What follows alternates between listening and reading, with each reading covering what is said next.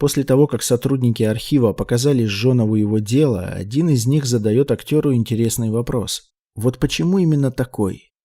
И посмотрите, как неуклюже актер уходит от ответа. Извините, а такой вопрос можно? Да, пожалуйста. То есть, а как вы относитесь к людям, которые были реабилитированы после войны, в наше время, которые помогали немецким захватчикам в период Второй мировой войны?